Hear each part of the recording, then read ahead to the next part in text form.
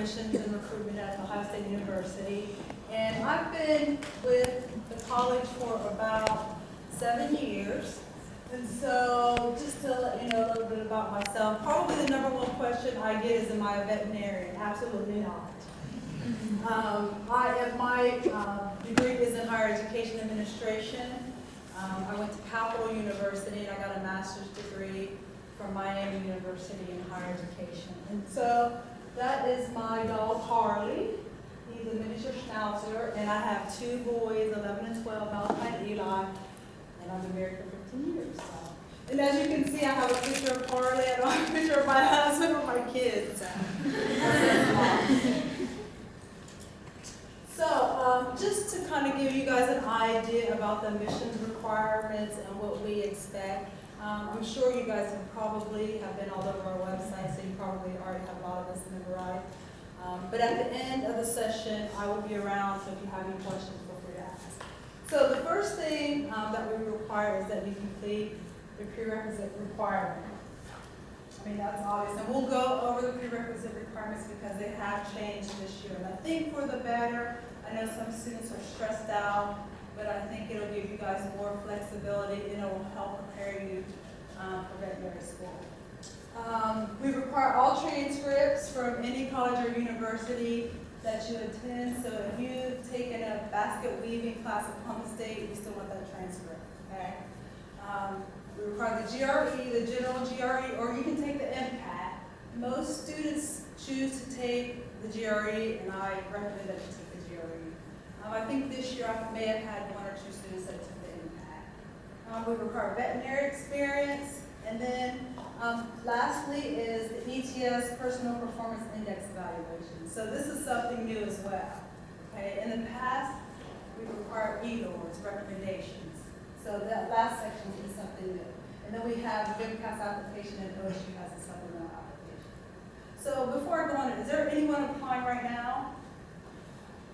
So we have quite a few. So here are a list of the prerequisite courses. So as I said before, the courses are a little bit different. The biggest change is the physiology course. What we did was we put together a task force, and on that task force was veterinary students. And one of the courses that they recommended was the physiology course. Okay, so that's why we added that course. And then the communications course as well. We're looking for a public speaking course. In parentheses, I put the OSU courses that we'll accept.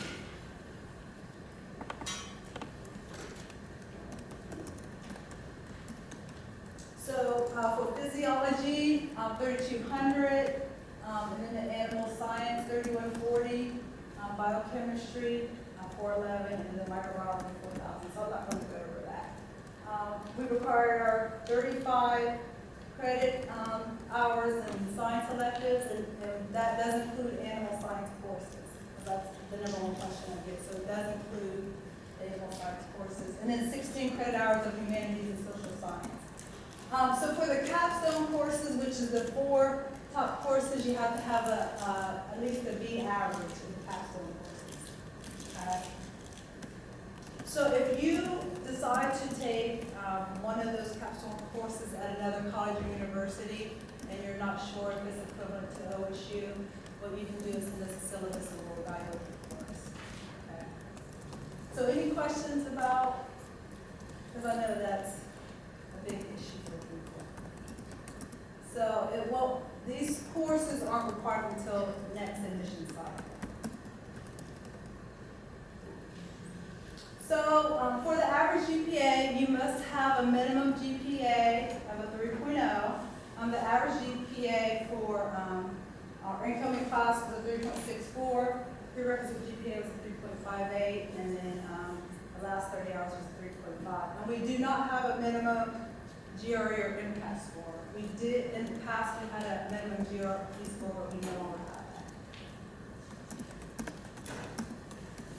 So how many of you have started to gain veterinary experience before listening? Okay. So one of the things that I would suggest you guys do is that you keep track of any veterinary animal experience that you gain. Keep a journal, what you do, what type of animals, who you work with, the number of hours, dates. Just be as detail-oriented as possible, because those are things we want to know in the VMCAS application. And so what we're looking for is that you get a wide variety of experience and you work with different types of animals. Most of our students tend to have a lot of small animal experience, but we also want you to explore different areas: large animal, food animal, research.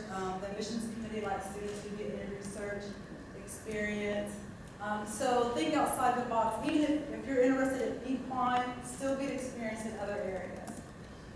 And what we're looking for also is that you get hands-on experience. You may start out just observing, but we really would like for you to get as much hands-on experience as you can. Okay? And your experience can be paid or volunteer. Obviously, you hope it's paid, but either one is fine. So any questions about veterinary experience? Because next to grades, your vet and animal experience is probably the most important.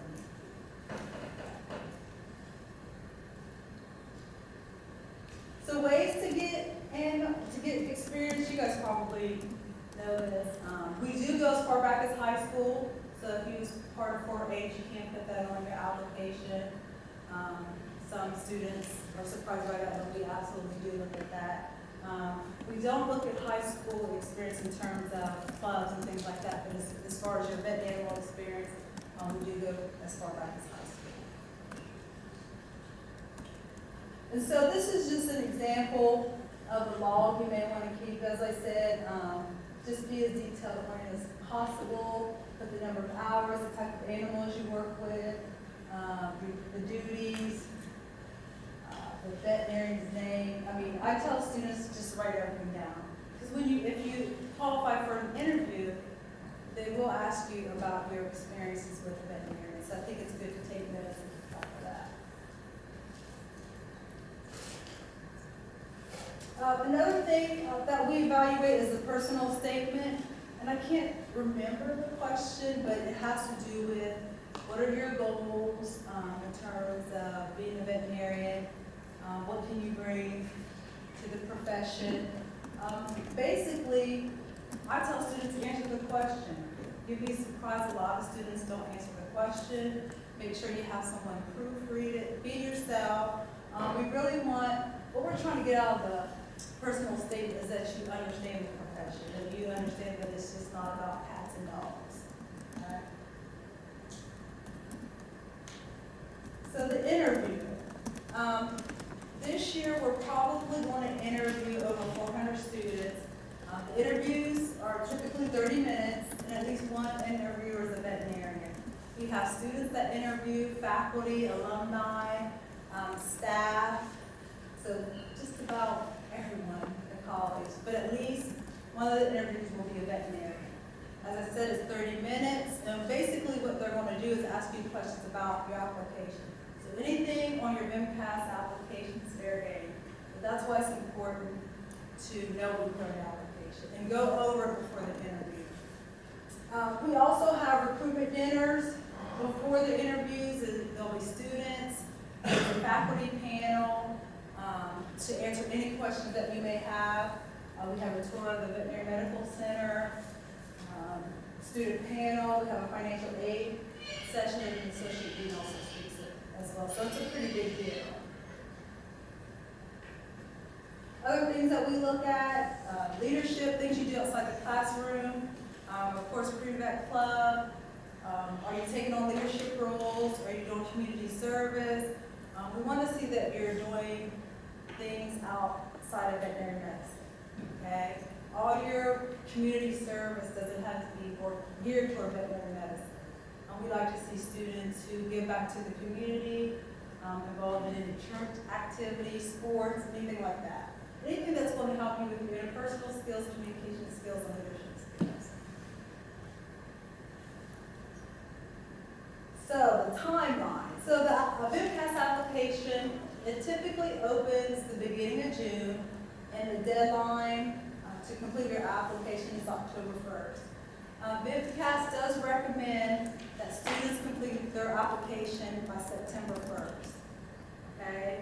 So the earlier you get your application, the better, because VMCAS has to verify every application that applies their transcripts, okay? And that can take weeks to do. Because we have some students who wait until the last minute to apply, and now their transcripts aren't going to be verified until November 10th. So those students that applied early, their transcripts are already verified. So I always tell students to try to shoot for that September 1st prior to deadline, okay? The supplemental application is typically due beginning of November. We try to send out invitations December, then our interviews are typically in January.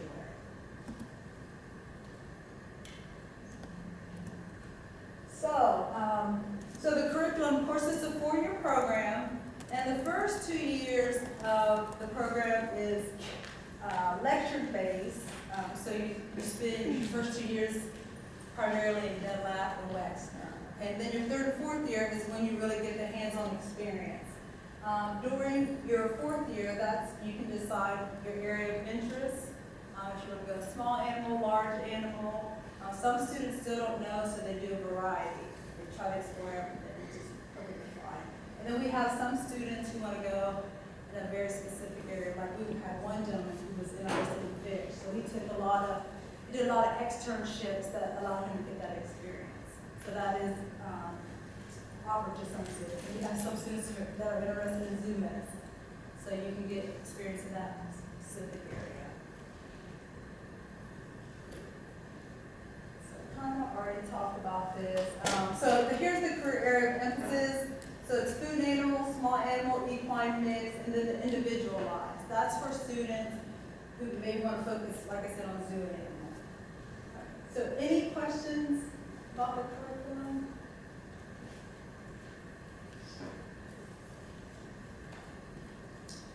One of the things that Ohio State offers is a master's degree in MPH program, Master's in Public Health.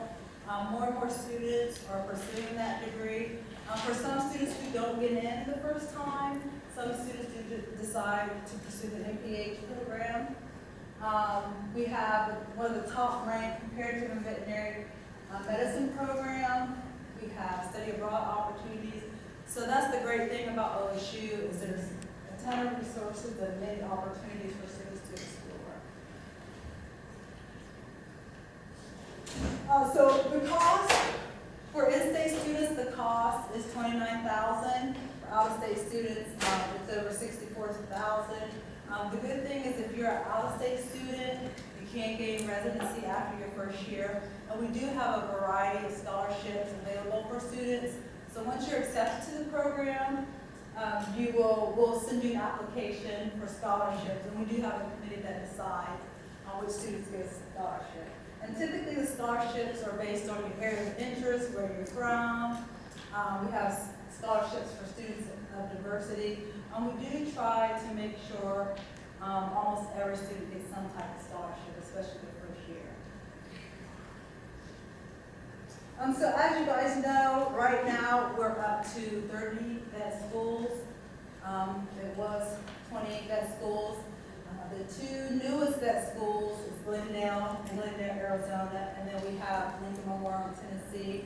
OSU is the biggest vet school. We take 162 students each year, and of course we're the only vet school in Ohio. So this is the most recent profile for the class of 2018. We received 1,400 applications. I think this cycle we're actually at 1,200, so we're down a little bit. As you can see, most of our applications come from out of state. We primarily, I think for this class, we received, there were about 80% female, 20% male. Okay, so it's pretty much a female-dominated profession. We try to make, in terms of the number of in-state and out-of-state students, we try to keep it at 50% in-state and 50% out-of-state. So give or take a few. And then below is the average GPA, prerequisite GPA, and then the class GRE percentile. And at the bottom is the number of veterinary hours. The students had about 1,500 hours. Okay? So that's why it's important to start getting your veterinary experience. majors that we see last year. Probably the most popular major is animal science. We always tell students to pick a major they can use as a backup plan in case they do not get to the veterinary school.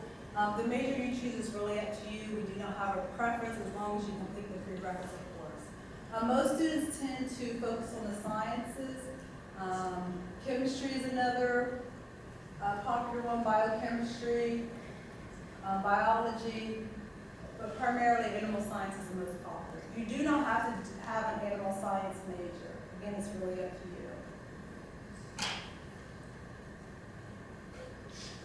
So the class of 2014, and this is just a breakdown of where our graduate students went. Most of our students go into private practice and primarily small animal. We had a small percentage that went into public or corporate. The average salary was $68,000, and then we had a 99% pass corporate exam, which is higher than the national average. So why choose OSU? The great thing about OSU is our students get a lot of hands-on experience. Over in the hospital, they see about 30 patients per year. We also have a partnership with the Columbus Zoo, so again, for students that are interested in zoo medicine, we do have a partnership with them. And OSU is ranked 5th amongst the vet schools. We also have Office of Career Management, so we have someone on staff who will meet with you to talk about your resume, applying for jobs, interviewing, things like that. We have a personal counselor, a financial aid advisor, and then we also have tutoring for those students that need it. So opportunities to learn more about veterinary medicine is we have an open house, and this year, we typically have the open house in April, but this year we're going to have it in the fall. The date, we haven't decided on the date. And we will also be with you one-on-one. We'll give tours as well. So if you're interested in meeting with the counselor, you can call our office, and I'll put it on the last item. So if you have any questions, concerns, prerequisite, if you want to sit down and meet with someone, this is the email address that you should use. So does anyone have any questions, concerns? Yes. Is OSU enrolling musicians? Yes, we are. So that's all. The sooner you apply, the better, because the sooner you apply, the sooner we get your materials, the sooner we review, the sooner you know the decision. Yes. But is it rolling starting on October 2nd, for example, this year? And do you guys have access to applications before they close? Yes, we do. Okay. We do have access. Yeah. Can you repeat that, please? The question and the answer? She asked if we have access to the applications on October 1st. We do. And then I have a question. Uh-huh. For the ETS, as long as you sent it or had it sent to the school by October 15th, you're okay, even if it doesn't say process? Yes. Okay. Yeah. And this is our first year doing that, so we're flexible with it. Okay. Yes. And it's electronic, so we do it fairly quick. Any other questions? Yes. During the interview, what are some other subjects that would come up? I know you said that you would ask about our application, but aren't there also typically broader questions such as controversial issues or, ethical debates?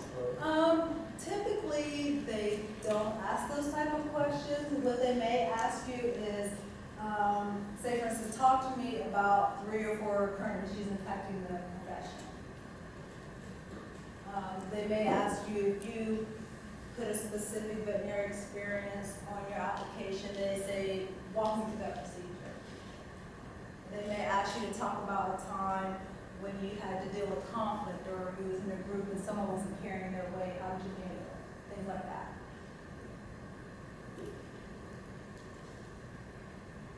Any other questions?